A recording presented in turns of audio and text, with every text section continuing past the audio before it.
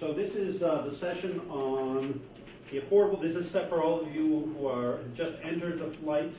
This is session C2. We're going to end up in San Diego, and if you think you're living out in the Bahamas, should probably deplane now.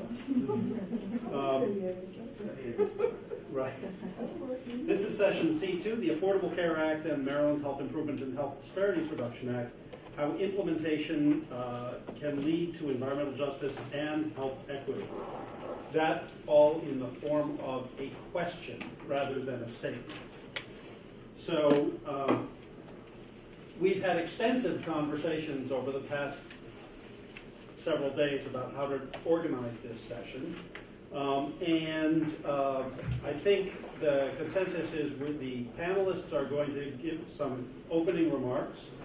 And then part of the goal of this is to have, in fact, a discussion about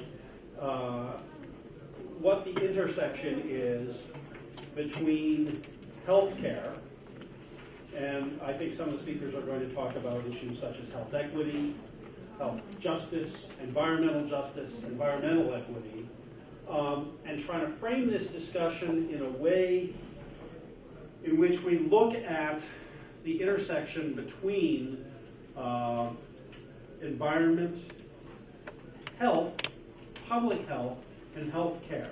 And I just want to start off, I was at a meeting with Secretary Sharpstein yesterday, who is the Secretary of Health and Mental Hygiene for the state of Maryland. And one of the things that Dr. Sharpstein talks a lot about is the intersection between health care and public health. In some ways, the challenge for both those of us who are in public health, for society as a whole, and for the healthcare industry is that in the era of the Affordable Care Act, in the era of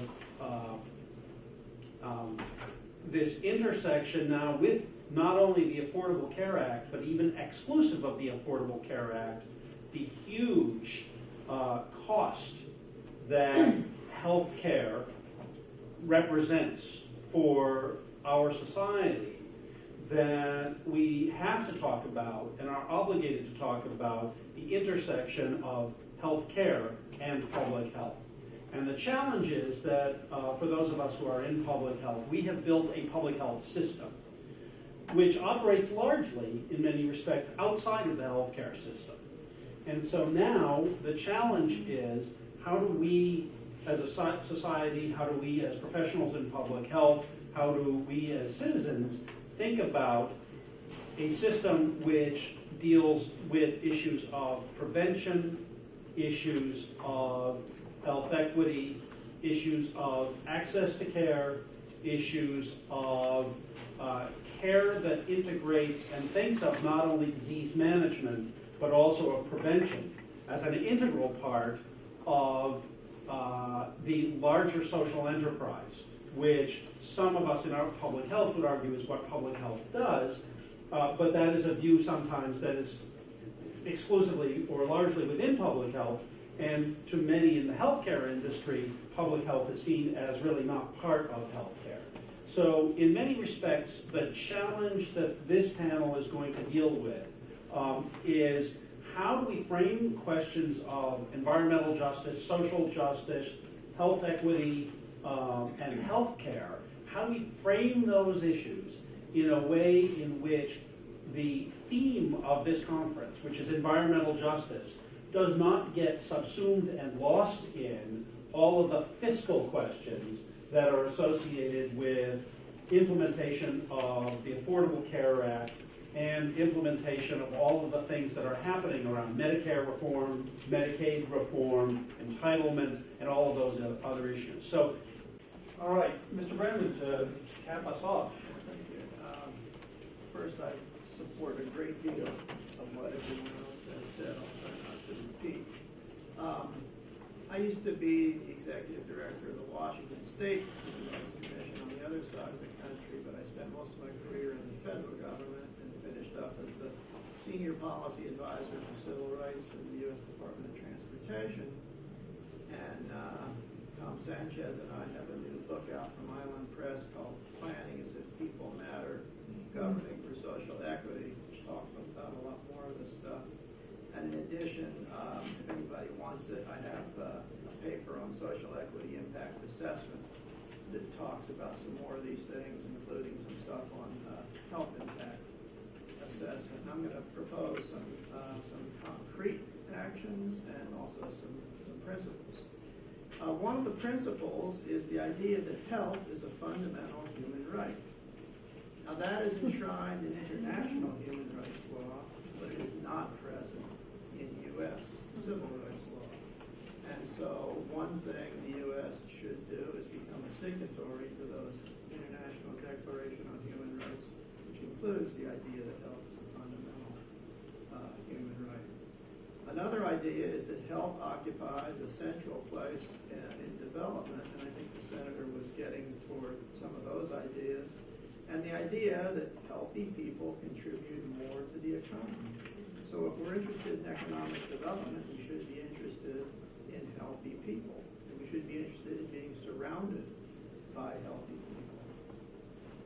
Another idea is that ethics should rule every activity in public health and the relationship between economic and social policy. And as the Senator noted, many forms of infrastructure work together to create disparate and adverse health impacts on low-income people and people of color. And these include transportation, education, housing, employment, and shopping, as well as direct health services. And these infrastructures work together to separate people and create the disparities. And so to undo the disparities, we have to work with all of these forms of infrastructure. Some very, very specific actions. You heard people this morning talk about the influence of money in politics, especially by lobbyists and big firms that want to build big, dirty things. One of the things that should be done is to overturn the Citizens United Supreme Court decision to help get money out of politics. Another one is that... By the way, I would agree with that. Another one, I'm sure you'd use your money well. Yes. Another one is that Congress should overturn the Sandoval Supreme Court decision. This is a decision that has kept a lot of public interest law firms and advocacy groups from bringing suits in court under Title VI of the Civil Rights Act. It's that citizens attorney general aspect. Another thing is that we need to try to get the Supreme Court to keep affirmative action in existence. Right now there's a big case in front of the Supreme Court, and the chances are good they're going to try to do away with a big piece of affirmative action. There needs to be a multi-pronged strategy, including community coalitions, using the law, something we haven't seen for a little while, but I think we need to bring back to life from the civil rights movement, which is getting in the street and having demonstrations. We need to have a media strategy. We have to have a strategy involving more elected officials than just the senator. He can't do it all by himself. We have to influence a lot more elected officials. And another thing that we have to do, and I kind of, it's a little embarrassing to say this at this conference, but as I look around the conference, we cannot make the same mistake that the Republican Party did. And that is we have to involve the rapidly rising Latino demographic. In the future, in the present, right now in the United States, if you want to get anything good done, you've got to involve Latinos. I mean, that's a demographic reality. The numbers are there. And so we can't be as dumb as the Republicans were, right? We have to learn that lesson. We have to address income inequality. Income inequality in the United States is a rapidly growing problem, and it's been identified by many people as contributing to many problems. I mean, one obvious way to reduce income inequality is to have a more progressive tax structure like the president is proposing. We need to use techniques like social marketing. We need to do something about gun control and violence. We haven't talked about violence at this conference. I haven't been to all the sessions, but the ones I've been to, nobody's mentioned violence as a public health problem, and yet violence is a major cause of death. And the major cause, one of the major causes of violent death is guns. There are just too many guns in this country. It's now become the third rail in American politics. It used to be Social Security was. But now politicians don't like to talk about gun control. We need to decriminalize marijuana. Something like up to 40% of the people who are incarcerated today are in prison because of marijuana violations. We need to address the high rate of incarceration of African American men. The statistics are just horrible, and that creates a big social problem. I'm not very optimistic that the Affordable Care Act is going to do very much about the exposures and outcomes that have an environmental component, in part because epidemiologists don't like to ascribe causality from an environmental insult to a disease. In my civil rights cases, I never bring an epidemiologist as an expert witness because I can't find one who will actually say that environmental insult caused that disease. Because the standard of proof that scientists and doctors and epidemiologists use is very different than the standard of proof we use in the civil rights business. In the civil rights business, we use what's called a preponderance of the evidence, that when you bring a civil rights case, whoever possesses the bulk of the material and relevant evidence prevails. It's like 51%. Whereas scientists, like epidemiologists, use a standard that's more like the criminal justice standard, beyond a reasonable doubt, what I call 99 and 44 100% pure. Well, there's a huge gap in there. And so because the health system, not necessarily everybody in the public health system, but other people in the health system use this scientific standard of proof. Now, preventing adverse health effects in disadvantaged communities and among people of color exposed to environmental hazards and health risks should be a priority for government agencies at all levels. So we're talking not only about health, but also quality of life, opportunity, and social mobility. Social mobility is declining in the United States. There are a variety of federal laws and executive orders that are supposed to address these issues, like the Executive Order on Environmental Justice, Title VI of the Civil Rights Act of 1964, which prohibits discrimination on the basis of race, color, and national origin by recipients of federal financial assistance. Under these laws and regulations, benefits and burdens are supposed to be distributed without regard to race and national origin. The National Environmental Policy Act requires socioeconomic analysis of cumulative impacts on communities, but the cumulative impact standard is frequently ignored when environmental impact statements. Cumulative impact is supposed to consider insults on a community over time and geography, so that a state should not permit one additional stinky plant to be built that is an insult to a particular community. Instead of invoking the cumulative impact standard, what we have instead is a de facto standard where we designate a certain area as sacrifice, where we've said that area already has a bunch of big, horrible, stinky, toxic stuff, so we're going to locate even more of that big, stinky, horrible, toxic stuff in that neighborhood. The standard exists. There is a cumulative impact standard. It was written by the Council on Environmental Quality many years ago. It's supposed to be used under the National Environmental Policy Act, but it's frequently ignored. All agencies should be doing a social equity impact assessment before they undertake projects or plans. Each study, plan, or review by a government agency at the state or federal level should include the following elements: a clear description of what is planned, an analysis of the impact on all populations, including minority and low-income populations, an analysis of available alternatives, the documented inclusion of minority and low-income people in the study and decision-making process, and I don't mean just holding a meeting at 7 o'clock at night after the buses have stopped running, an implementation plan to address any concerns identified in the equity analysis.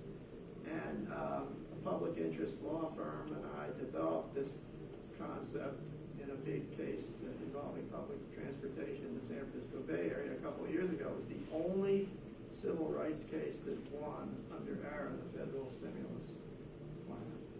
And we won to the tune of $70 million, but unfortunately I didn't get a percent of the action. If I did, I'd be in the south of France instead of here. But it was the right thing to do. It was a big victory in which we developed this concept of a social equity impact assessment. Now, to do this, as Bernice told us, you have to have very good data collection. Good data collection is a form of intervention. Planners should know who's in their service area, disaggregated by race and national origin, and find out what those communities need, want, and desire. And that should come before they write their plans and projects. I mean, what a shock, right? Let's put the horse in front of the cart, right? Instead of the cart before the horse. So stakeholders, and there are a lot of stakeholders, aren't doing all they should. Some federal agencies do a much better job than others. For example, the Office for Civil Rights of the U.S. Department of Education day in and day out investigates Title VI complaints and does a pretty good job. Other federal agencies don't. Like the EPA, bless their hearts, has a backlog of Title VI complaints, and they're struggling with doing the right thing on environmental justice. They're caught between a number of very strong stakeholders that don't want equitable progress, such as industry and conservatives in Congress. There are powerful lobbies that support alcohol, as you heard the senator say, tobacco, firearms, pesticides, and industries that employ or produce toxic substances. There needs to be community-based research, use of the precautionary principle, which is not to do dumb things on the good chance that they're going to hurt people, but instead find out if they are going to hurt people first. Again, put the horse in front of the cart. There needs to be cultural competence and sensitivity, as you heard from my colleague here. Special language services to people who are limiting as proficient. Violence prevention, public health education. Evidence-based medicine.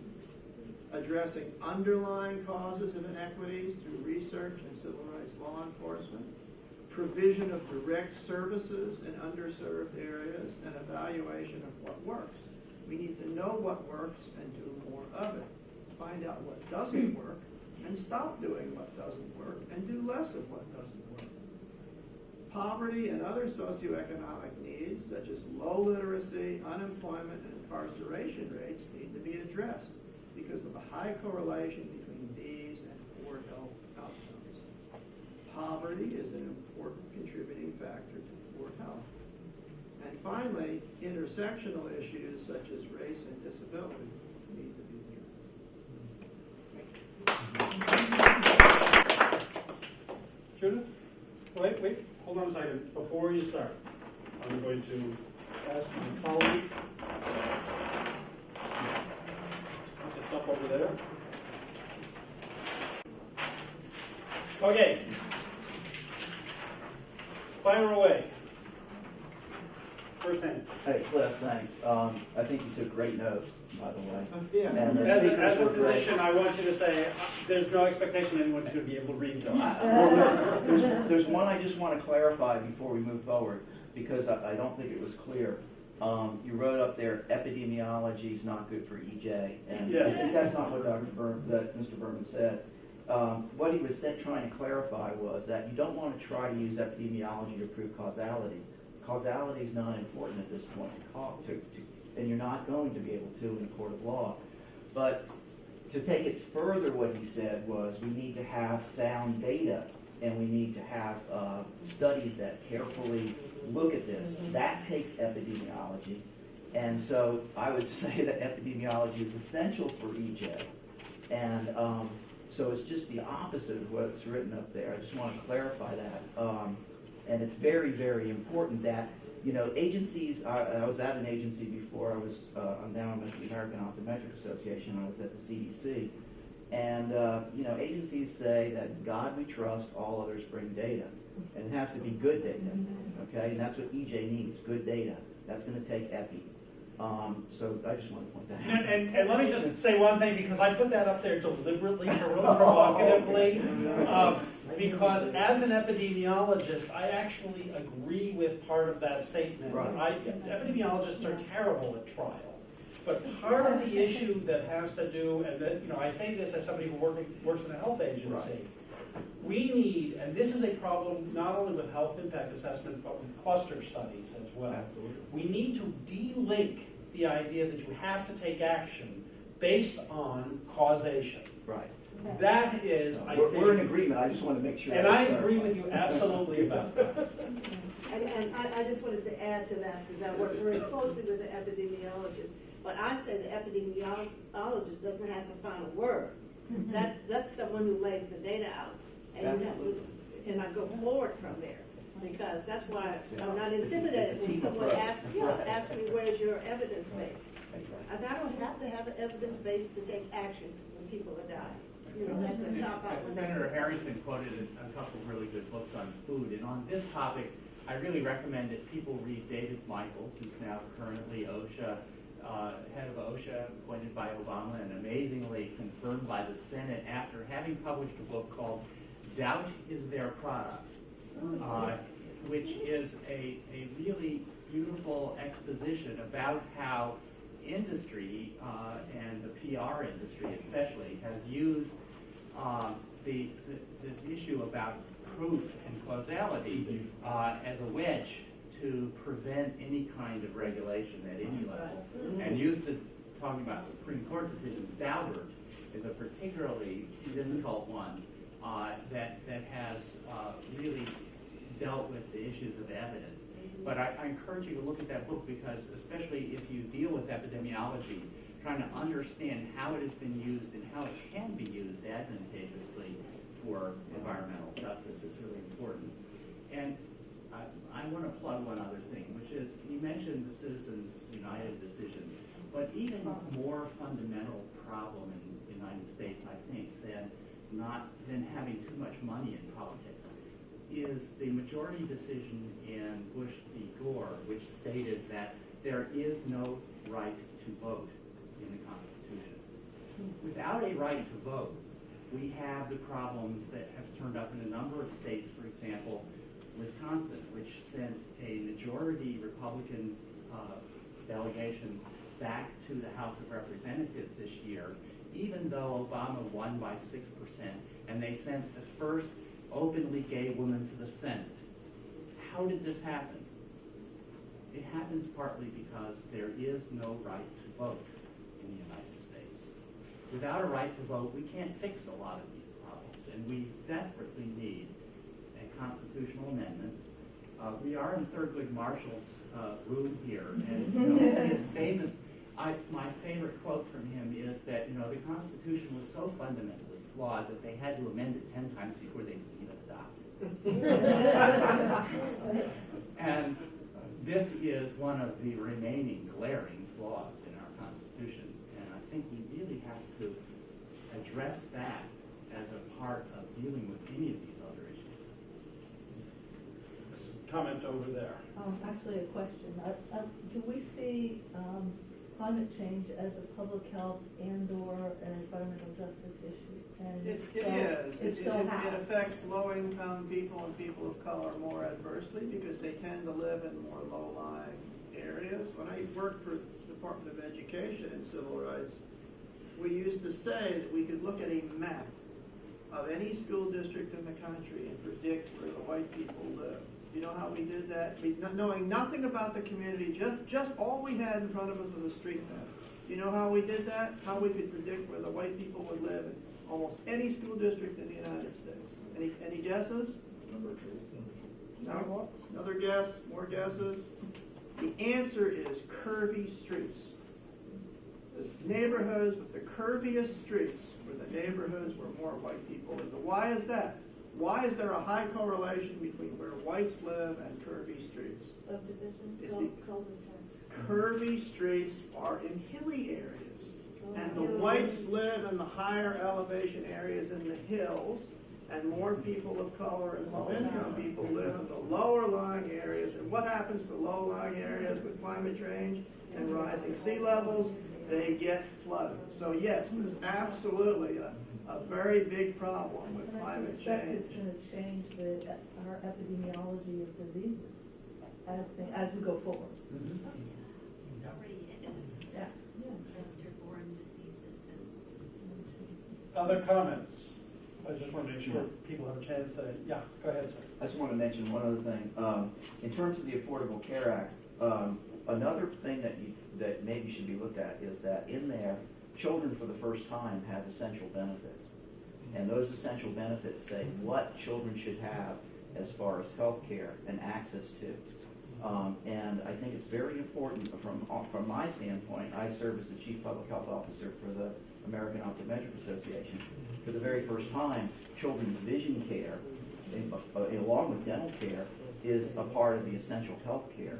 And so I just want to mention in Maryland, there's a problem because we have that now as the essential health care element, but at community health centers throughout Maryland, there are no optometrists or eye care at any community health center in Maryland. So we have a lot of work to do. It intersects with EJ because many of the things that cause problems like dioxins, dioxinoid compounds, PM 2.5, a number of things, even pesticides, all of these things influence vision and eye health in a way that's detrimental. So I just want to mention that. So when you're starting to think about things that can be done to show impact, that's one thing that's going to happen in Maryland that's going to be very impactful. It's interesting that, many of the, that's a great point, because when you look at community transformation grants that are coming out of the CDC, there's no mention of eye health. I know. Well, when I was at the CDC, we realized that vision and eye health transcend all of the divisions at CDC. So part of the problem was how do you get that to become important to every division at CDC? We started a vision health initiative. It's still there now. But again, it has to do with funding. Somebody mentioned gun control, right? Gun and violence you mentioned. Somebody mentioned, look at the authorization for funding from the federal government for CDC. CDC is not allowed to look at anything related to guns or gun violence. Right. It says that in their money. Yeah. We give you this money, but you can't look at guns or gun violence. Yeah. And then you mentioned diabetes in the young. If you could eliminate high fructose corn syrup from your area, you'd probably wipe out diabetes in juveniles, type 2. So it comes back to the food. So Dr. Hussein, and then I want to ask the audience to do some work, actually collectively for us to do some work. So you can do a quick one, and then let's just get to the final part. And my quickie is that I feel like I'm in the belly of the beast in terms of where at the table where the decisions and the discussion is going on about that. And I feel very anxious in that we may have all the right policies and all of those approved. You sit there, and like many laws we have in states and the nation, some of them get ignored. What is it that we can do as a nation to make sure, to hold people to enact what's on the books? I mean, that's, and when there's few people at the table raising the question, you're outnumbered. No, don't let you be a female and a minority, so you're really like up the river without a paddle. So that's a real thing that I'm wondering about, because I interact with small groups around the state. All of these principles, the ACA, our new legislation, and I have it laid out all there. They say, yes, we're required to do that. Next discussion, so it goes on. Now, it's a question, but I do have a thought and a suggestion. I'll just throw it out, maybe it can be discussed. We really need to do, and it was mentioned earlier, the community organizing. And I've done that throughout my career. But using the new tools of today. Everyone's got cell phones, and we're going to do the ground game that the president did and ran on the radar a second time. But it's got to be done that way, because the radio now is no longer, addressing issues. The newspapers aren't there. So the traditional ways of getting to some of these populations is actually going away. Everything is on the web, which many of the groups we're talking about are not looking at websites. Some, don't have internet. So we really have to come up with another strategy, because we have to bring those people affected into the game with us, so we're all partners. So I think that's a big challenge. So what, Well, let me just, there's a very specific suggestion about, and I completely agree with you. Here is a very specific suggestion about using social media for community organizing. It uses a characteristic of social media, Twitter, okay? Different groups, different race and ethnic groups use different forms of social media differently. Twitter is used at a disproportionately high rate by African Americans. So, if I were charged with reaching a heck of a lot of African Americans, I would use Twitter.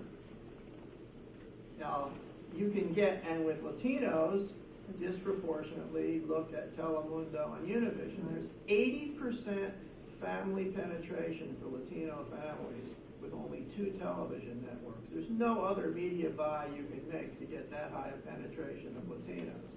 So if I wanted to reach African Americans, I'd use Twitter. If I wanted to reach Latinos, I'd use Telemundo and Univision. So this gets to the issue of analyzing data to see who's using what. so what I'd like to do is, okay. I'm sorry, I just had a quick comment on the use of social media.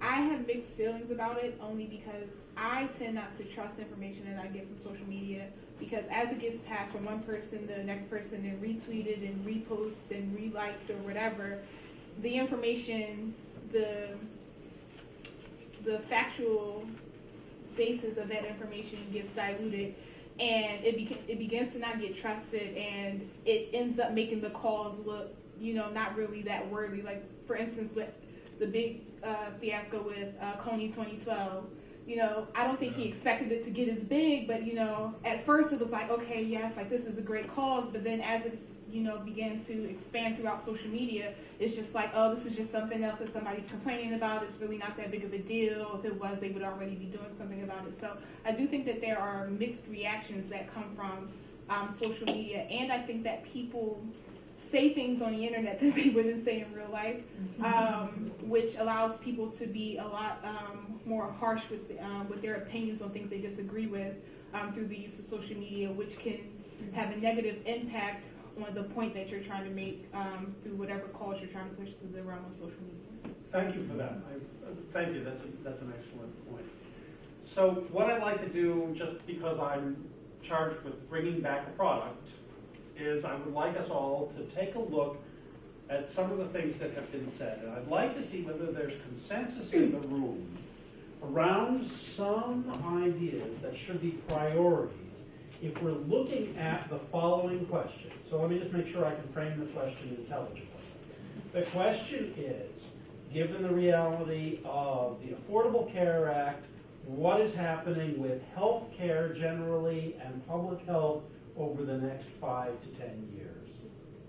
What should be the priorities in terms of the aspects of that transition as they relate to environmental justice?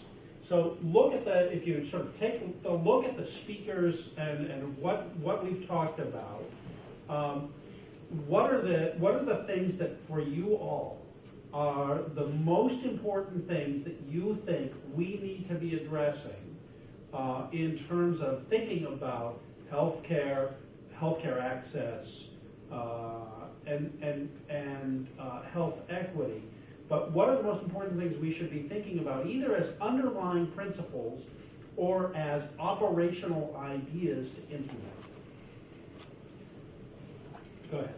Yes, I missed the morning charge, so I'm not sure who the we are. Is the we the group that we hope will form after this that will be primarily concerned with the Maryland, D.C., and Virginia area?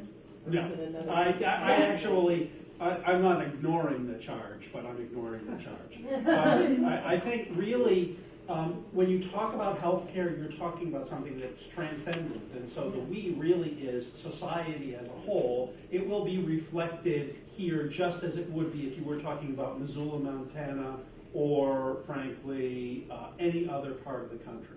So I would say to you, yes, you can take that as, if you'd like to take the charge, then I think you can take the charge. I think frankly the ideas are really not specific to this geography. I just want to mention that many of them talk about race, ethnicity, workforce diversity, cultural competency, health for all people. Health is the center of a policy. And I think in the Affordable Care Act, one of the things, if you follow the funding, $11.5 billion to expansion of community health centers should be targeted to EJ communities, and that should be there should be a specific synergy toward what the needs of those communities are toward what the community health center should offer.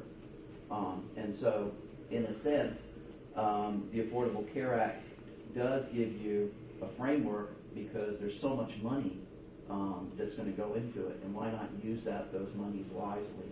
So that's just a point there that a lot of that comes from the Affordable Care Act. Yeah, and I haven't seen, somebody probably has written it, but I get a heckle of a lot of emails on the subject. I have not seen a simple, straightforward analysis of all the provisions in the Affordable Care Act that have to do with the issues that we're talking about. I mean, I'm told that there are 62 provisions in the ACA specifically addressing race, ethnicity, and language barriers to health care. But if you were to say to me, I didn't want to say it in my presentation, because if somebody were to say to me, what are those 62? I don't know what they are, because I haven't read the whole damn 1,900 pages of the thing. But I'm hoping that somebody somewhere has done that analysis. There are quite a few. The Joint Center has The Joint Center did yeah, one? and it has Okay. a nice outlay. It's color coded, and it tells what year it's implemented. So, so some of that material is available. And so that analysis could be matched up with the analysis you're talking about in a crosswalk as to where the money is and how, I mean... Yeah, and there's also the National Prevention Strategy in the Affordable Care Act that has a lot to do with this. Right. So, and there are agencies beginning to look at that, but the problem that we have is all these agencies are siloed. So HRSA is the one that deals with, for instance, community health centers. Well, that's HHS. Right. Well, that's not EPA.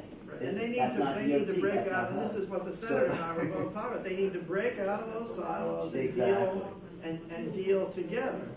Yeah, well, there's one area at the federal level that they're trying to connect the silos a little bit. And that's the establishment of the Offices of Minority Health and about 6 of the federal agencies. And the FIHET, the Federal Interdepartmental Health Equity Council. It's hard to get out. And that is actually a group that's meeting with representatives from each of the major agencies. And I think that's, I like the question you asked, who are we talking to? I think we have to be clear on where we're going with this. And that's where I would suggest we go to those 2 groups, because they're, the new Offices of Minority Health are trying to find their way, what they do. So to bring data and an organization like this to them and speak to some of these recommendations would be important, as well as the FIHET that is set up under Secretary of Civilians. But I think, if I can, I think that and going to the comments that you were raising about breaking down the silos, I mean, look how easily we brought together Homeland Security in a way that, literally then forced institutions to talk about security. I mean, I think in this instance, I think you need sort of another similar approach, not to say I'm before Homeland Security, but to break down the silos, you literally have to have some integration of agency functions that are much more targeted than they are now. Could I just address the silo issue? One of the reasons that I asked who we were talking to is because I'm often the person that people are talking to when it comes to environmental justice and health concerns. I'm Sandra Howard. I work for the U.S. Department of Health and Human Services. I'm the Senior Environmental Health Advisor and the Assistant Secretary for Health. And I am HHS's representative to the Federal Interagency Working Group on Environmental Justice, and I also chair the HHS Environmental Justice Working Group.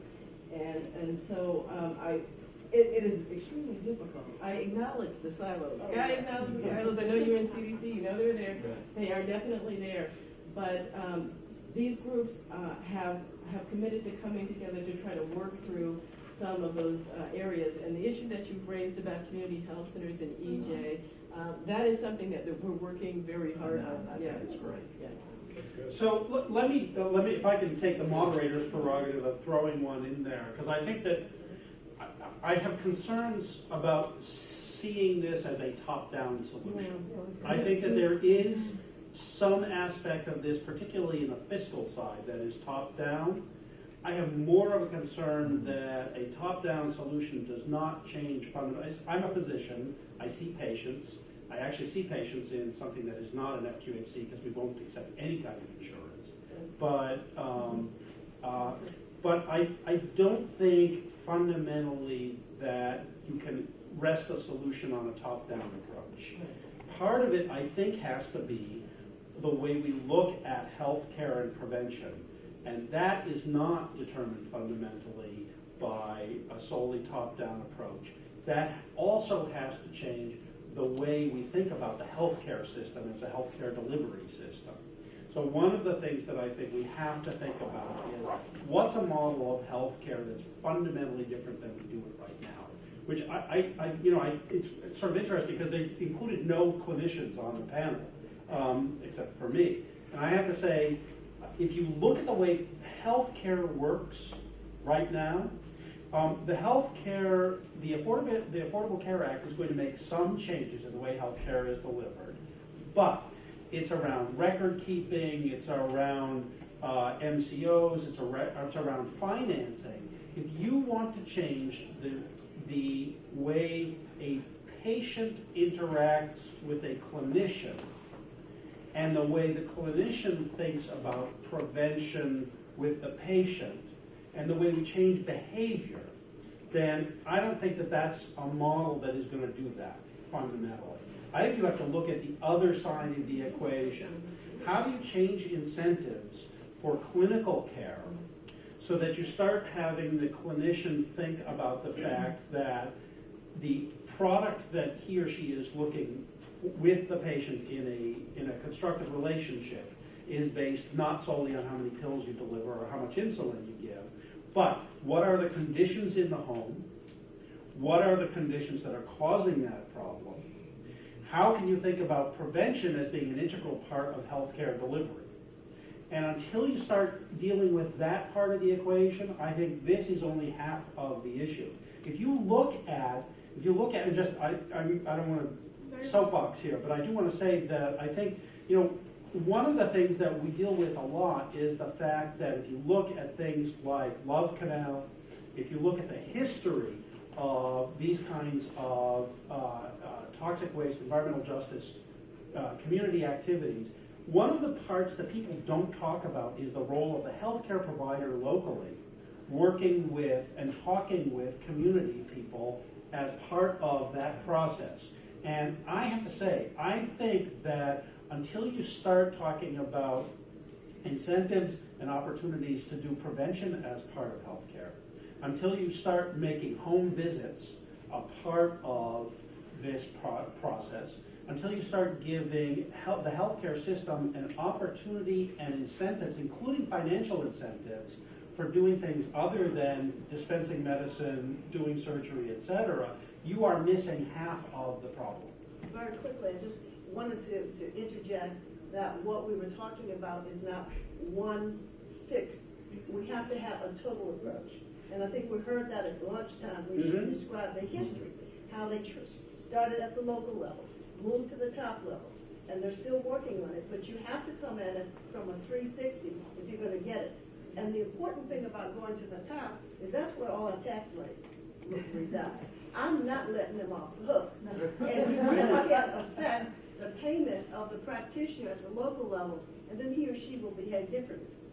So you have to work at it in terms of appealing to them to do the right thing. While you're doing that, you try to impact the reimbursement system so they have an incentive to do the right thing. So Right. it's a multiple Or approach. at least not a Yeah. disincentive, as a clinician with And- uninsured patients. Yes, not not having a a disincentive Right. because I gotta get to my next So patient. all Exactly. of those have to happen. So there's a comment at the back.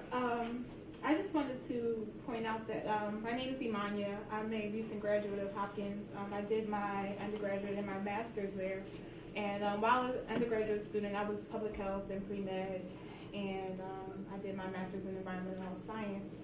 And it wasn't until recently that I, just finishing my master's in May, that I was ever even forced to think about the difference between public health and healthcare. When I applied for a public health position or speak with someone who works in public health, they always ask me like, oh, I see you were interested in healthcare. What made you decide to go into public health? And it's a weird question to me. And when I talk to someone in public health, they're like, oh, well, I see you were interested in healthcare. What made you, but to me, it was never, in classes, there was never that distinction. So it's always like a weird question. I'm always looking like, well, what do you mean? Like they're the same, or they should be to me the same thing. And I don't know where that disconnect happens. I don't know if it's at a again, I aspire to go to medical school. I haven't been there yet, but I don't know if that happens at a med school level where they Specialized, so Right. everything is broken up into pieces. Right, and we need to put it back together. And I think that should happen at an educational level, because again, I feel like going into the workforce, I'm forced to make a decision. Either I'm going to practice public health or I'm going to practice healthcare. And I want to do both, but I feel like there's not really an avenue for me to do that. And I think that if, instead of trying to, someone quoted a Frederick Douglass quote earlier today, something to the effect that it's easier to change the way a child thinks than to repair a broken man, or something like that.